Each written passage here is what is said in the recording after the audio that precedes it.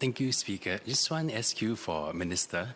I think in relation to the new higher ability program, can I just check again with the Minister if there will be a change in the form class size for those who are in this program and those who are not in this program? I think one of the learning points or points highlighted by many GEP students, past and present, and even parents, is that they share that the smaller class size of the GEP program is one of the key features.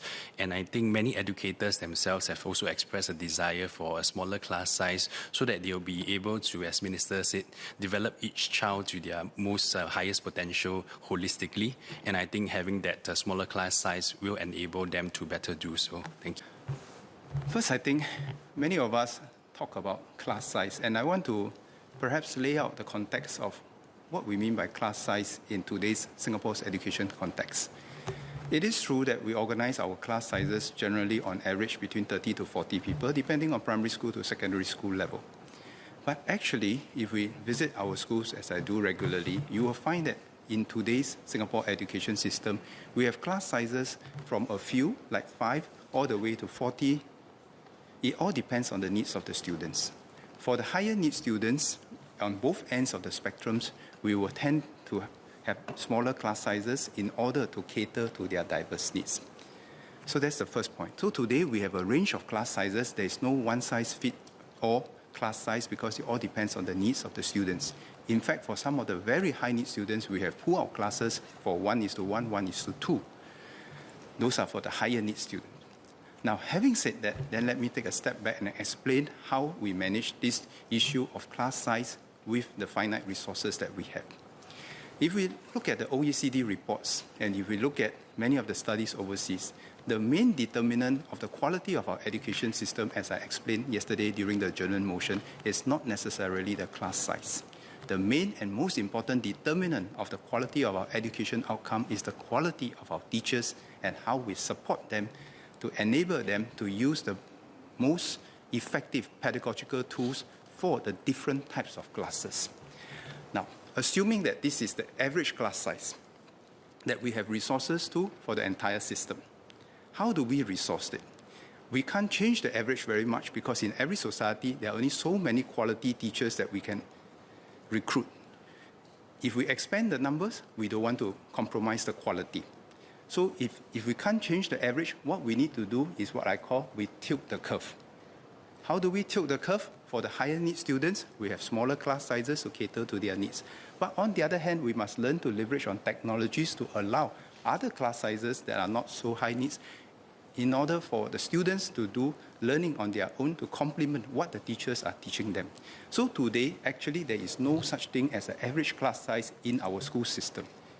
There is a mathematical concept, but in reality, we have a range of class sizes from the smaller class sizes to the bigger class sizes according to the specific needs of our students' needs. And of course, I would like, and I thank everyone for your support to have that MOE to have more resources to support our teachers. But we are very cognizant that the quality of our education outcome is much more dependent on the quality of our teachers and the support that they get rather than just a class size issue alone. Thank you for your indulgence, Mr. Speaker. And my question actually really follows up on this. I'm very sensitive to Minister's response that the class size alone isn't determinant, and it is imperative that we also allow quality teachers to address our students. That said, as he acknowledged, it is, and I quote, difficult to teach to the average. And while we have dedicated significant resources to both ends of the distribution, the lower ability as well as the higher ability end, effectively what we are saying when we have a large class size is that we don't believe that there's enough diversity of ability within the middle of the distribution for us to actually need to have smaller class sizes. I'm wondering if the Minister would agree with me that actually if we have smaller class sizes, there can be greater tailoring also for the needs of the middle ability students. Minister Chan. Mr. Speaker, sir, I think that's the wrong way to characterize what I have said. Let me explain once again.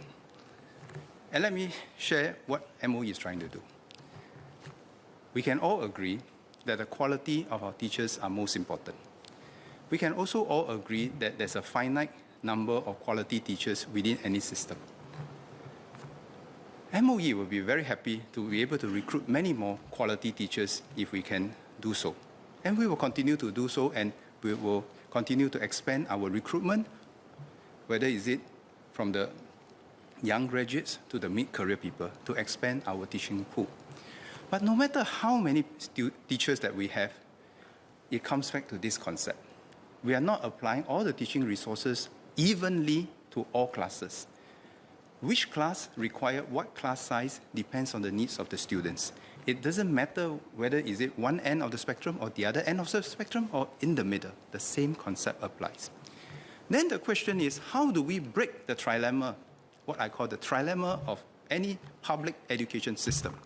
Achieve quality at scale, achieve speed of innovation, and achieve affordability. Why is it a trilemma? Because you can go through in your mind, in most public education systems, you can at most get 2 out of 3. If you have quality, you have speed, chances are that it's not affordable, not so affordable. If you have quality and it's affordable, chances are that you can't scale. If you have scale and you're affordable, chances are that the quality is not very good. But there is a way for us to break this conventional trilemma. And that is how we leverage on technology to use adaptive training system.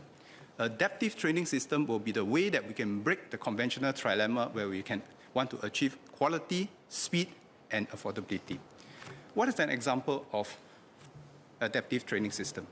Look at the world of gamification today. Young people play games up to their level that they're comfortable with, and they can be repeatedly stretched until they reach the next level. These same technologies are available today on the market, where students from high abilities to high need students, they can all be taught at a level with the aid of the computer. I give a simple example. English language learning.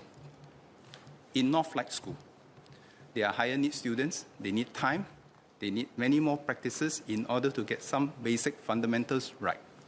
In the past, it was one teacher to one child, Northlight School. Today, the teacher can supplement his or her abilities with technology. The child can repeat the same exercise multiple times without overly taxing the teacher who have to focus on other students, and yet at the same time, the child do not have to feel pressurized that he's impinging on the teacher's time, nor the stigma that he's repeating the lessons.